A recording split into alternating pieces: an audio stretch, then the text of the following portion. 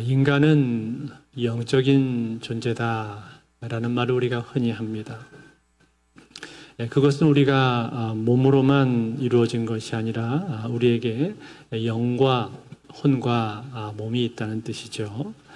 물론 어떤 사람들은 이것을 인정하지 않습니다. 대표적으로 유발 하라리 같은 사람은 사피엔스라는 책을 통해서 인간은 유인원에서부터 진화된 존재다 그렇게 말을 했고, 종교 역시 사람들이 만들어낸 허구에 불과하다 라고 그렇게 말을 했지만, 그러나 사람이 영혼을 가지고 있다는 것은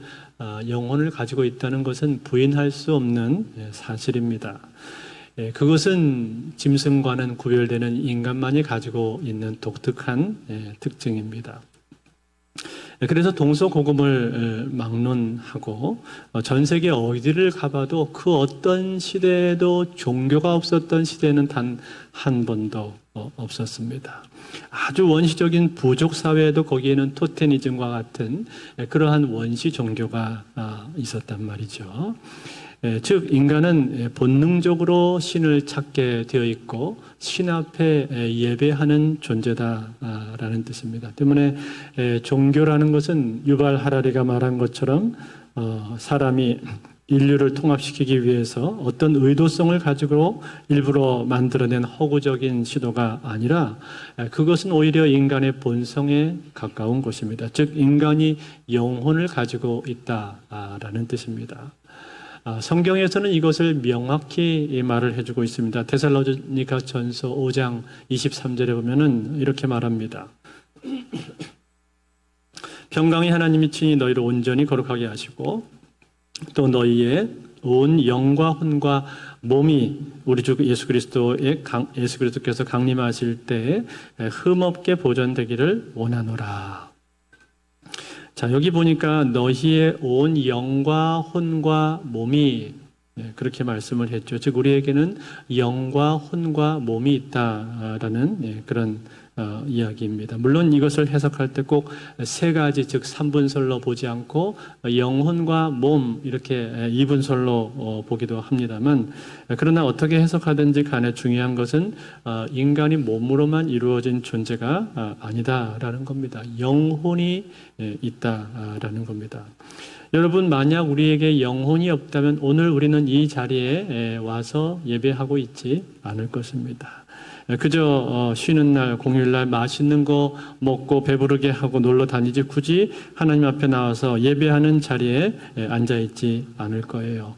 그런데 오늘 우리가 이렇게 여기 나와서 이 예배 자리에서 하나님을 의식하며 예배한다라는 것은 우리에게 영혼이 있다라는 그런 뜻입니다. 그 영혼은 반드시 무엇인가를 찾게끔 되어 있고, 그리고 그 영혼이 채워질 때라야 비로소 인간은 궁극적으로 만족이 되는 존재가 바로 인간이다라는 겁니다. 그저 새끼 밥 먹고 배부른 것으로만 만족되는 존재가 결코 아니다, 그런 말입니다.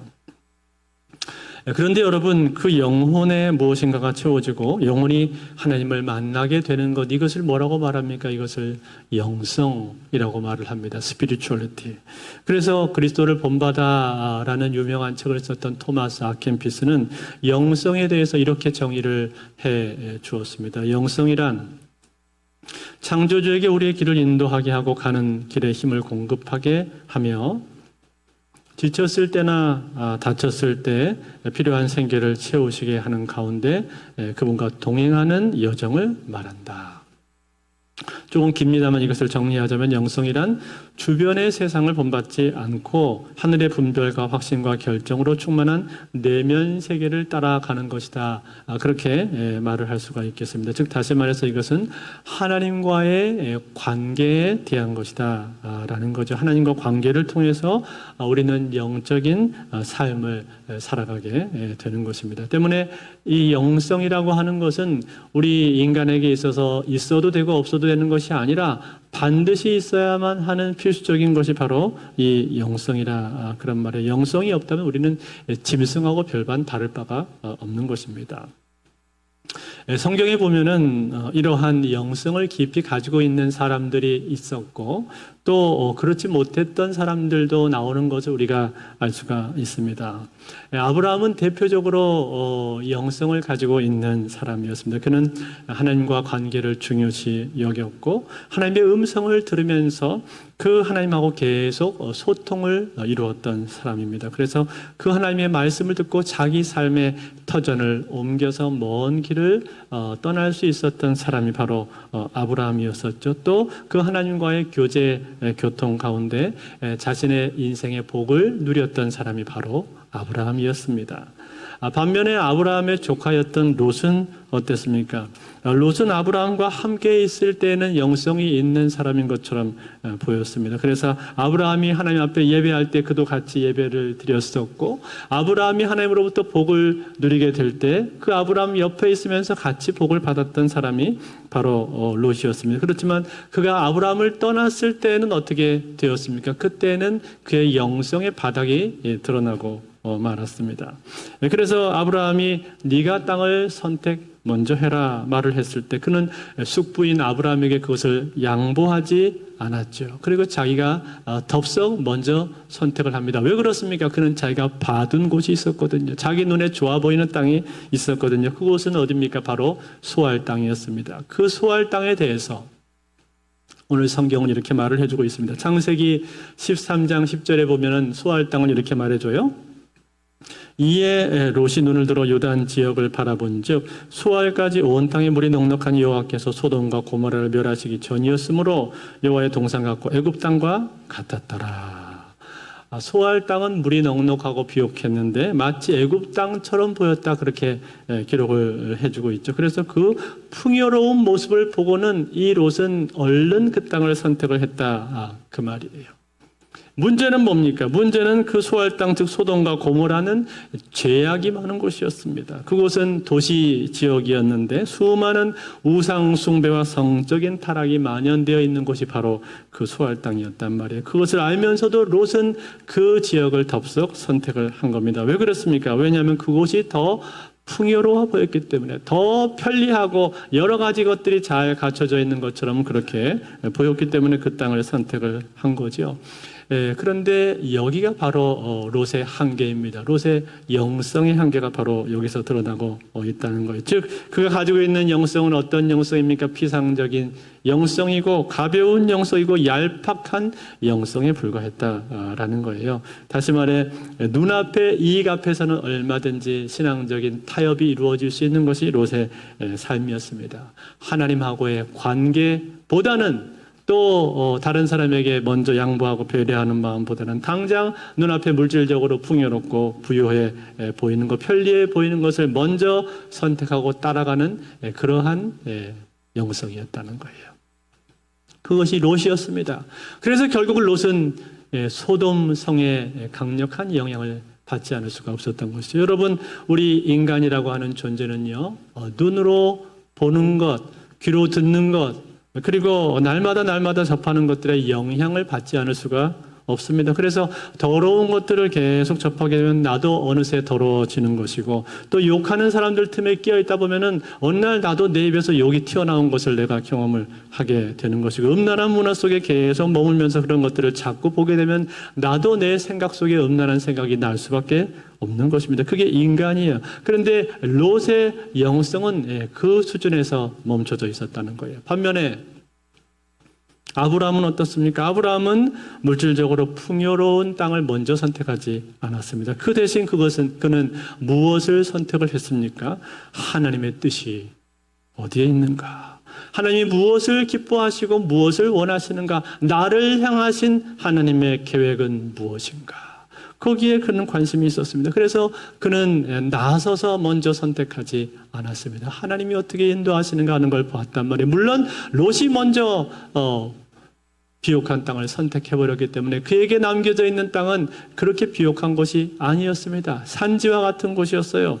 그렇지만 그 헤브론 산지를 보면서 하나님은 그에게 약속해 주셨습니다. 내가 너를 축복해 주겠다라고 하나님이 약속해 주셨단 말이에요. 그래서 헤브론에 도착하자마자 아브라함은 뭘 합니까? 하나님 앞에 예배를 드렸습니다. 창세기 13장 17절 18절 같이 한번 읽어볼까요? 같이 한번 읽습니다. 시작. 너는 일어나 그 땅을 종과 행으로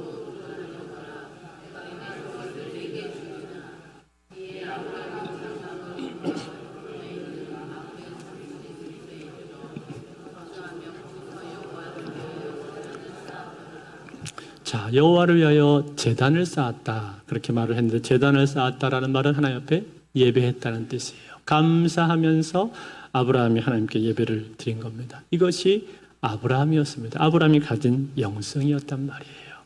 때문에 우리는 신앙생활 할 때 있어서 이 영성이 반드시 필요한 것이고 아브라함과 같은 이러한 영성이 우리에게는 필요한 겁니다. 그렇다면 여러분 어떻게 하면 우리는 이러한 영성을 가질 수가 있겠습니까? 어떻게 하면 영성을 개발할 수가 있겠습니까? 우리가 올바른 영성, 온전한 영성을 갖기 위해서는 어떻게 해야 될까? 이거를 다른 말로 바꿔서 말하면 믿음이라고도 우리가 말할 수 있을 것입니다. 보통 믿음이 좋다 이렇게 얘기를 하든지 어떤 사람은 나는 믿음이 없어요 이렇게 말을 하지 않습니까? 그때 그 믿음 어떻게 하면 우리가 더 좋은 믿음, 나은 믿음을 가질 수 있냐 이 말이에요. 이게 바로 영성인데 온전한 영성을 어떻게 하면 가질 수 있겠습니까? 오늘 우리가 읽은 성경 본문의 저자인 사도 바울은요. 성경에 나오는 인물들 중에 대표적인 영성의 인물이었습니다. 그는 오늘 자신의 영성에 대해서 말하면서 이렇게 소개를 해주고 있습니다. 16절을 같이 한번 보겠습니다. 16절 시작. 그러므로 우리가 낙심하지 아니하노니 우리의 겉사람은 낡아지나 우리의 속사람은 날로 새로워지도다. 아멘. 지금 두 가지 사람을 말을 하고 있죠. 하나는 겉사람이고 하나는 속사람을 말을 했습니다. 겉사람은 무엇입니까? 겉사람은 우리의 육신을 말하는 것이죠. 즉 육신을 포함한 나의 외적인 모습을 말해주고 있는 거예요. 예를 들어서 사회적인 신분, 또 나의 외모, 성격, 학벌, 인맥 등등 나를 외부적으로 표현해주고 나타내주는 모든 것을 일컬어서 겉사람이라고 말을 합니다. 다시 말해서 나의 현세적인 실존이다 이렇게 말할 수도 있겠는데 반면에 속사람은 무엇입니까? 속사람은 나의 영혼을 말해주고 있는 겁니다. 즉 복음을 통해서 그리스도로 말미암아 중생한 나의 영혼을 말해주는 거예요. 영적 실존이요. 이 속사람 영적인 실존에 대해서 사도 바울은 말하면서 뭐라고 말했습니까? 내 속사람은 날로 새로워진다라고 그렇게 고백을 한 것 아닙니까? 여러분 어떻게 하면 이렇게 날로 새로워질 수가 있겠습니까? 사도 바울이 내 속사람이 날로 새로워진다라고 말했을 때 그 비결은 과연 어디 있는 겁니까? 그 첫 번째는요.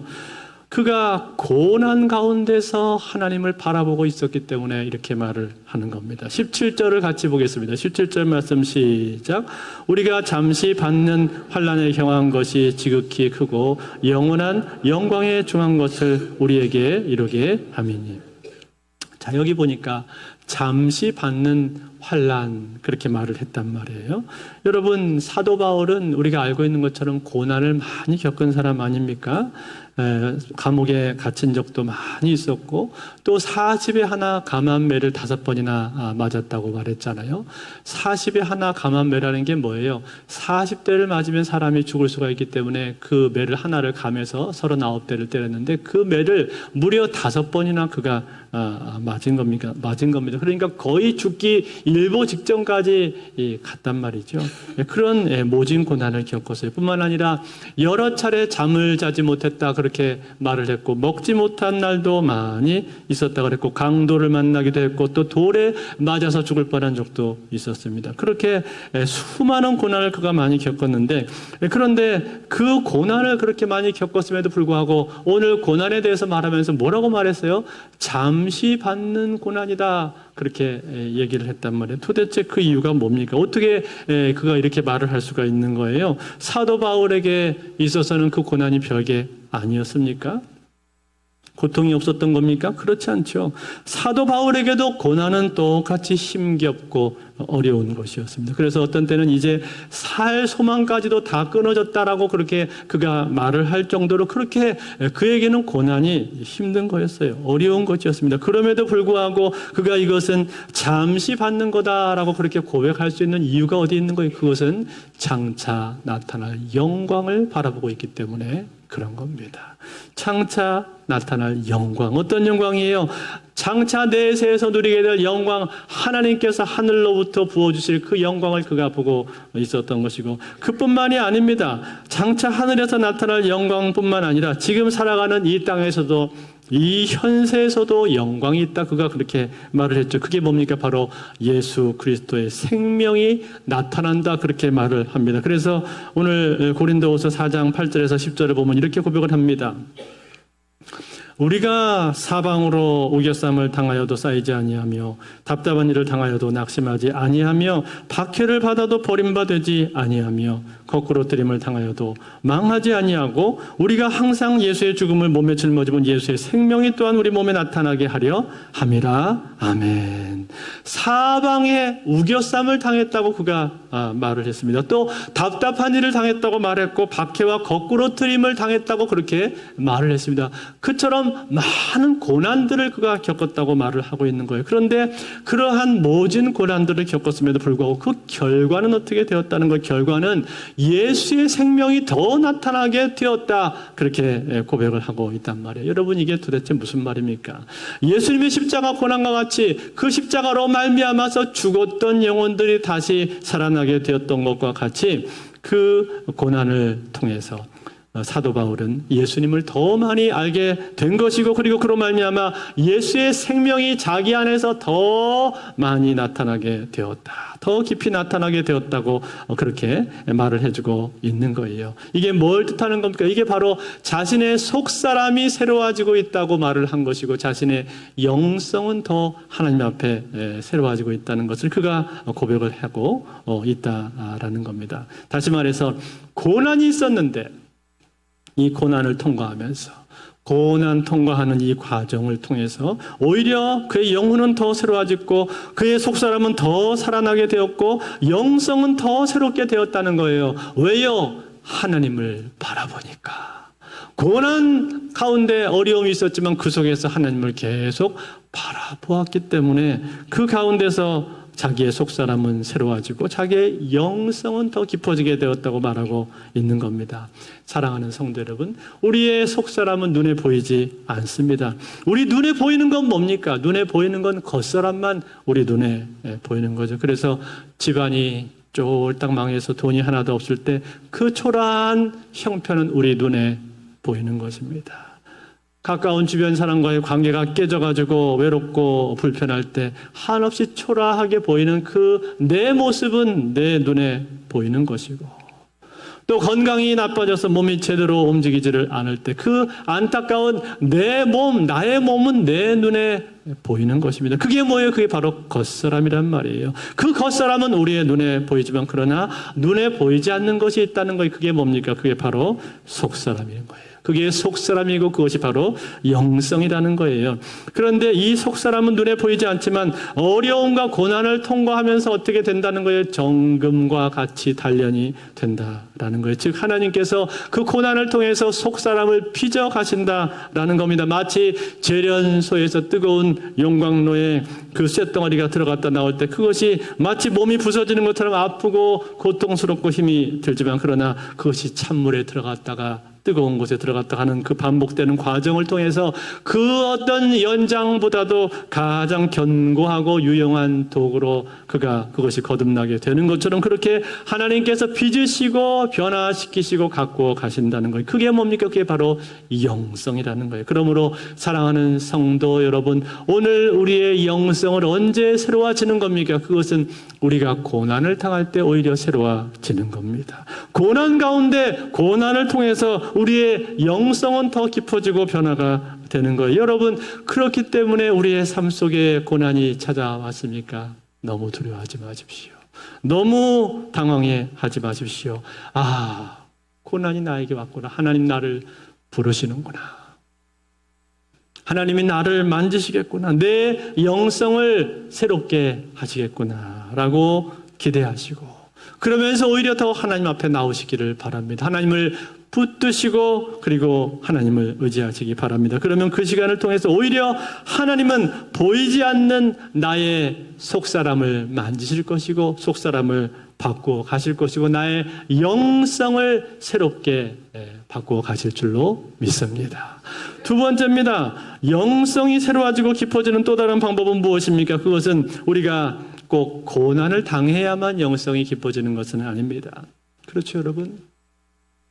여러분, 우리가 우리 인생 가운데 고난이 주는 유익이 분명히 있습니다. 고난만이 우리를 빚어가시는 영역이 우리의 삶 속에는 분명히 있습니다. 그렇지만 꼭 고난을 당하지 않아도 우리의 영성이 깊어질 수 있는 길이 있단 말이에요. 그것이 무엇일까요?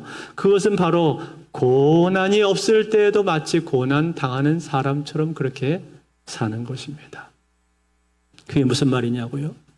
여러분, 우리가 고난을 당하게 되면은 간절해지지 않습니까? 당장 내 자식이 눈앞에서 죽어가고 있다면 얼마나 간절하겠습니까? 내가 죽을 병에 걸려서 고생을 한다면 얼마나 간절하겠습니까? 아니, 내 생명이 지금 일촉즉발의 위기 상황 가운데 처해서 한 발짝만 잘못 내디디면 내 목숨이 왔다 갔다 하는 그런 상황이라면 얼마나 하나님 앞에 간절해지겠냐 이 말이에요. 간절할 수밖에 없는 거죠. 그런데 그 간절함을 꼭 고난을 겪을 때만 우리가 가져야 하는 것은 아니다. 그런 말이에요.